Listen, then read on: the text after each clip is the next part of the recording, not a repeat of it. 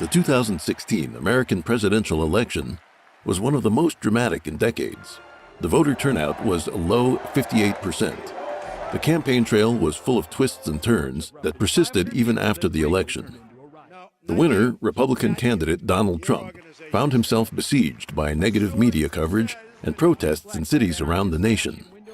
The demonstrators held signs emblazoned with slogans such as, quote, "Not my president," declaring Trump to be racist, sexist, xenophobic, or a Nazi. There were demands for a recount and threats of impeachment. Investigative journalism has revealed that many of these protests were instigated by certain interest groups.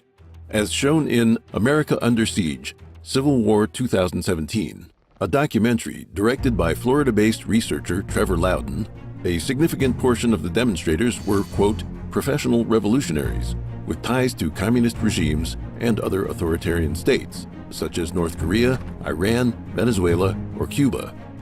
Loudon's work also highlighted the role of two prominent American socialist organizations, the Stalinist Workers' World Party and the Maoist Freedom Road Socialist Organization. Having researched the communist movement since the 1980s, Loudon determined that left-wing organizations have made the United States their primary target for infiltration and subversion. The fields of American politics, education, media, and business have increasingly shifted to the left under the influence of well-placed individuals. Even as people around the globe cheered the triumph of the free world after the Cold War, communism was stealthily taking over public institutions of Western society in preparation for the final struggle. America is the light of the free world and carries out the God-given mission of policing the globe. It was the involvement of the United States that determined the outcomes of the world wars. During the Cold War, facing the menace of nuclear holocaust, America successfully contained the Soviet bloc until disintegration of the Soviet and Eastern European communist regimes. The founding fathers of America applied their knowledge of Western religious and philosophical traditions to write the Declaration of Independence and the Constitution of the United States. These documents recognize as self-evident the rights bestowed upon man by God, starting with the freedoms of belief and speech, and established separation of powers to guarantee the republican system of government. While the United States fought a civil war, that war was for the purpose of fully realizing America's founding principles by ending the institution of slavery. Over 200 years, those principles have done an unparalleled job of promoting domestic tranquility and securing the general welfare promised in the preamble to the Constitution. The freedom of the Western Hemisphere runs directly counter to the goal of communism, which is to enslave and destroy humanity. Masking itself with the beautiful vision of a collective egalitarian society, communism directed its envoys in human society to carry out its schemes across the entire world. While communism manifests itself in Eastern countries, such as the Soviet Union or China, as totalitarian governments, mass killing, and the destruction of traditional culture, it has been silently and steadily gaining control over the West using subversion and disinformation. It is eroding the economy, political processes, social structures, and moral fabric of humanity to bring about its degeneration and destruction. Since the Communist Party does not have leadership over Western countries, communist supporters, wittingly or not, disguise themselves by infiltrating all sorts of organizations and institutions. There are at least four major forces driving communist subversion in the West. The first agent of subversion was the Soviet Union, which founded the Communist Third International, also known as the Comintern, to spread revolution worldwide. The second means of subversion was effected by local communist parties, which worked with the Soviet Communist Party and the Comintern. Third, economic crisis and social upheaval have encouraged many Western governments to adopt socialist policies in the last few decades, resulting in a steady shift to the left. The fourth force of subversion comes from those who sympathize with and support the Communist Party and socialism.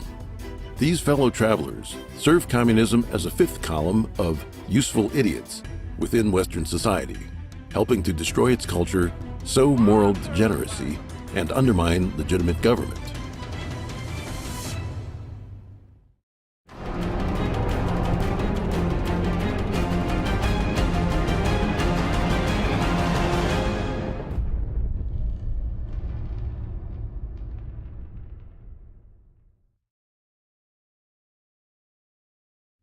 One, communism via violence and nonviolence.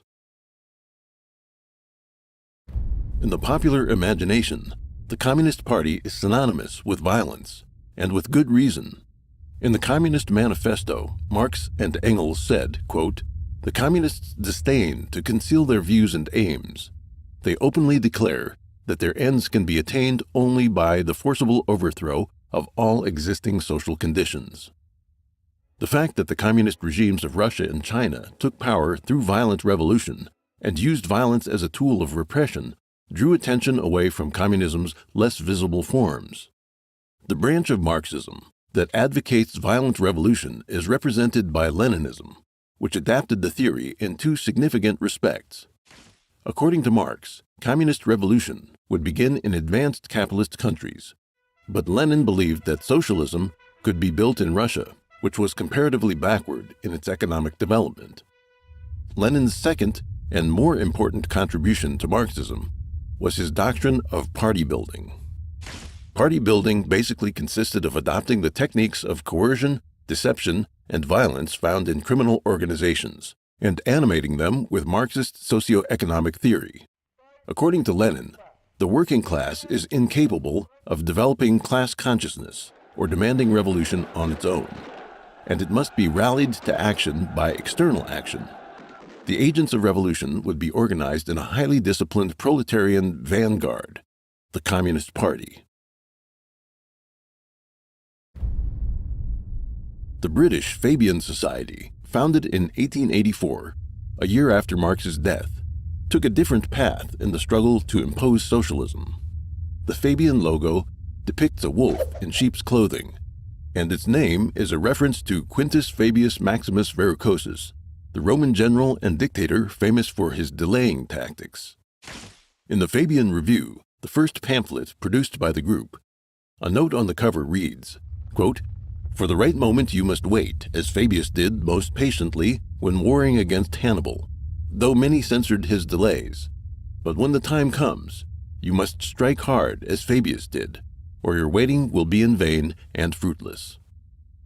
To gradually bring about socialism, the Fabian Society invented the policy of, quote, "permeation," to take advantage of available openings in politics, business, and civil society.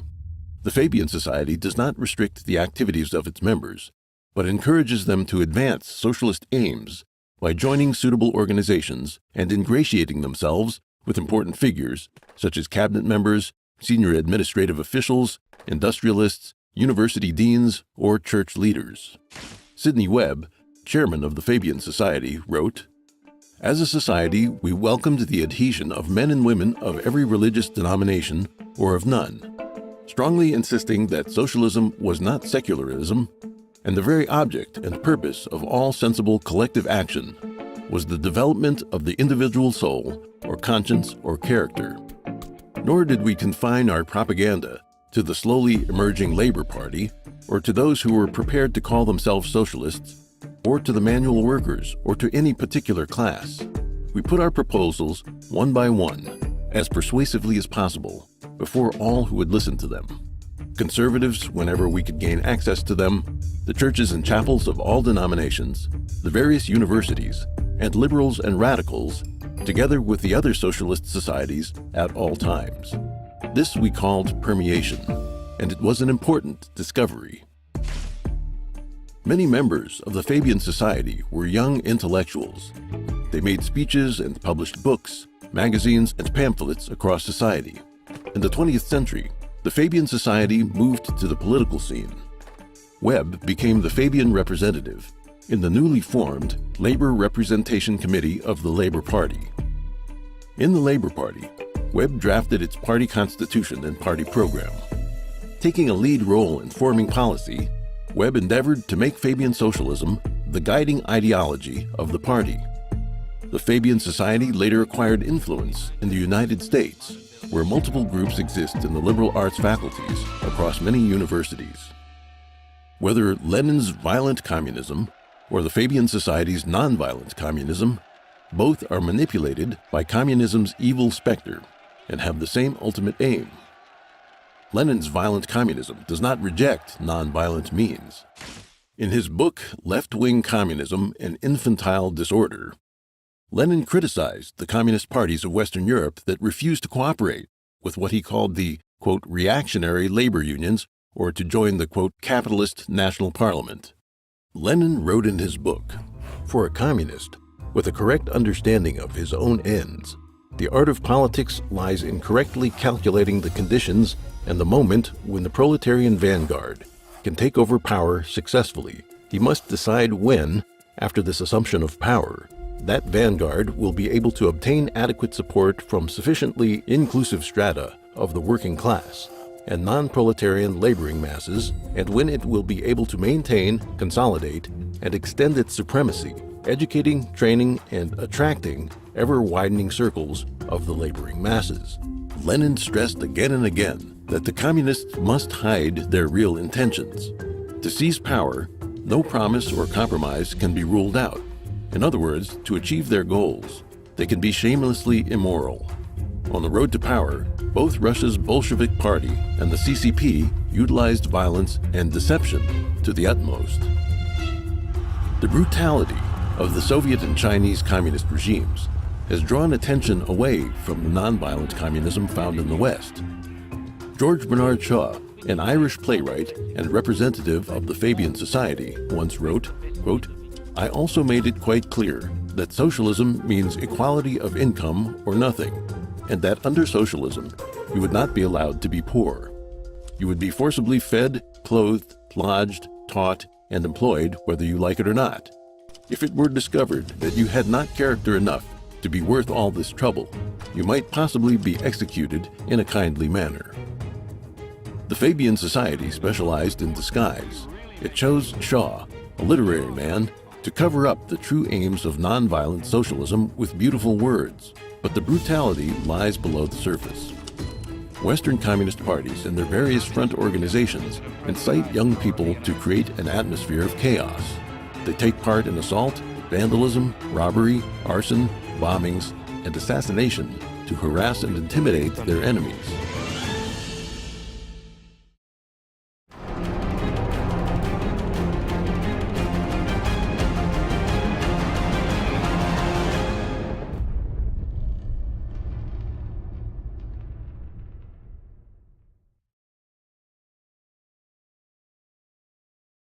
Two, War of Espionage and Disinformation.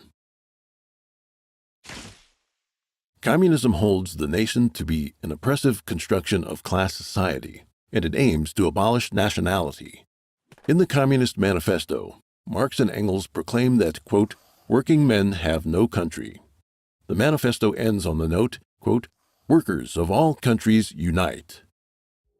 Under Lenin's leadership, the Bolsheviks founded the first socialist country in Russia and immediately established the Communist International, also known as the Comintern, to instigate and spread socialist revolution around the globe. The goal of the Soviet Union and the Comintern was to overthrow the legitimate regimes of every nation on earth and establish a socialist world dictatorship of the proletariat. In 1921, the Comintern's Far East branch set up the CCP, which would take over China in 1949. Apart from the CCP, communist parties around the world sought guidance from the Comintern and accepted its funds and training.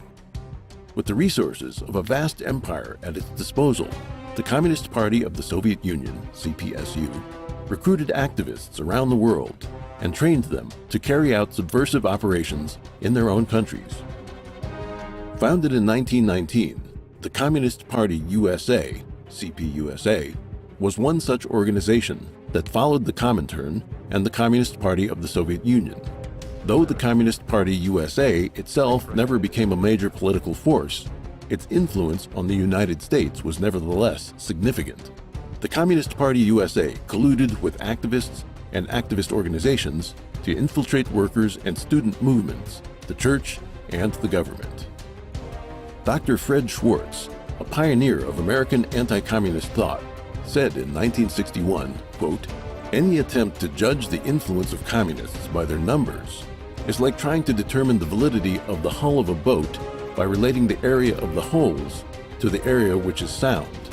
One hole can sink the ship." Communism is the theory of the disciplined few controlling and directing the rest. One person in a sensitive position can control and manipulate thousands of others. It is now known that Soviet operatives were active within the U.S. government during World War II. Despite this and the anti-communist efforts of Senator Joseph McCarthy, the facts were hidden from the public by leftist politicians, academics, and the left-wing media. In the 1990s, the U.S. government declassified the Venona files decoded by American intelligence during the 1940s up to the end of World War II. These documents show that at least 300 Soviet spies were working in the U.S. government, including high-ranking officials in the Roosevelt administration who had access to top-secret information. Other agents used their positions to influence American policymaking and statecraft. Among those found to be Soviet spies were U.S. Treasury official Harry Dexter White, State Department official Alger Hiss, and Julius and Ethel Rosenberg, the couple who were executed by electric chair for transmitting military secrets and atomic technologies to the Soviet Union. The communications intercepted and decrypted by the Venona project are just the tip of the iceberg. The full extent of Soviet infiltration in the U.S. government remains unknown. As high-ranking American officials, some of the Soviet operatives had opportunities to influence important political decisions. Alger Hiss, the Soviet spy in the State Department, played a key role as President Franklin D. Roosevelt's advisor during the Yalta Conference at the end of World War II. He helped determine post-war territorial arrangements, draft the United Nations Charter, decide prisoner exchanges, and the like. Harry Dexter White, a trusted aide to Secretary of the Treasury Henry Morgenthau Jr., helped create the Bretton Woods International Financial Agreement and was one of the major personalities behind the establishment of the International Monetary Fund and the World Bank.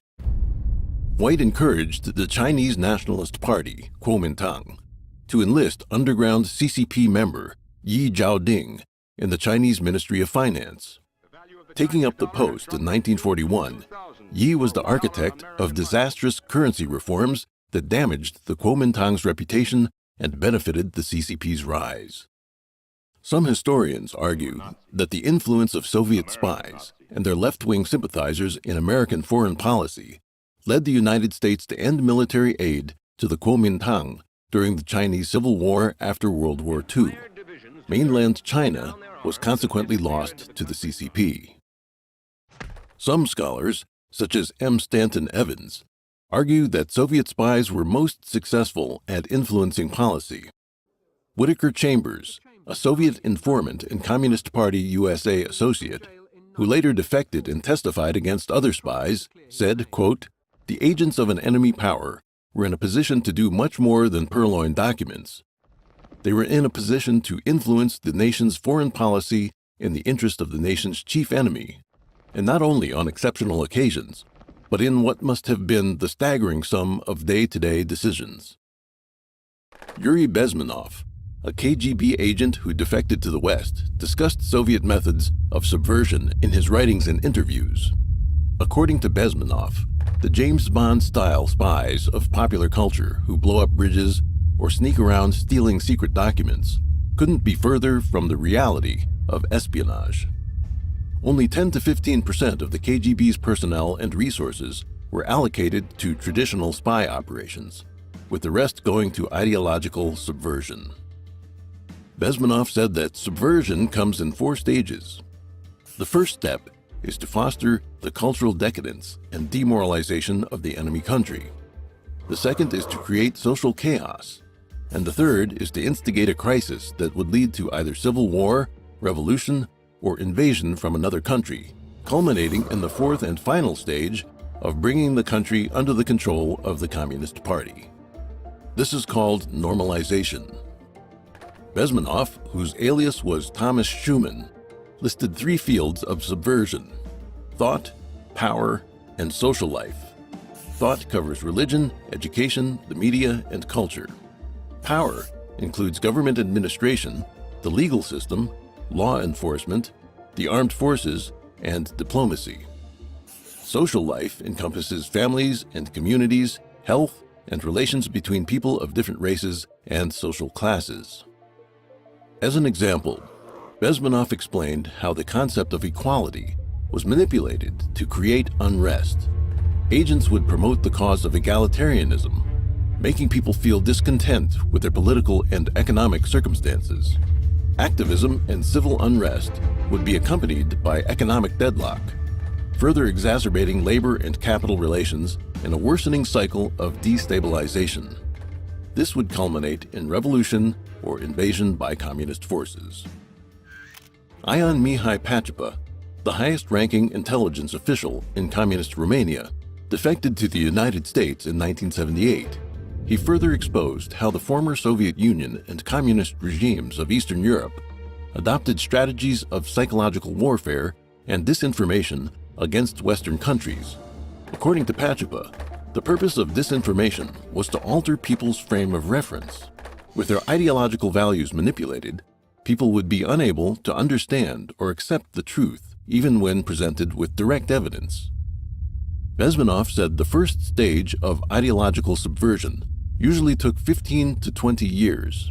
That is, the time needed for the education of a new generation. The second stage, 2 to 5 years, and the third stage, only 3 to 6 months. In a speech he gave in 1984, Bezmenov said the first stage had been accomplished to a greater extent than the Soviet authorities had originally expected. The accounts of many Soviet spies and intelligence officials and declassified documents from the Cold War suggest that infiltration tactics were the driving force behind the counterculture movement of the 1960s. In 1950, McCarthy began to expose the extent of communist infiltration across the U.S. government and society. But 4 years later, the Senate voted for his condemnation, and the government's initiative to rid itself of communist influence was brought to a halt. This is one of the main reasons for the decline of the United States. The threat of communist infiltration has not lessened since the collapse of the Soviet Union and the end of the Cold War. As an example, McCarthy has been demonized by left-wing politicians and the media for ages.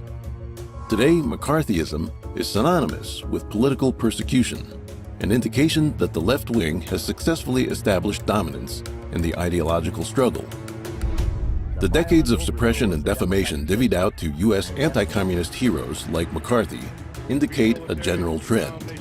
As one conservative American political commentator observed, anti-Americanism is a natural component of the global left-wing movement.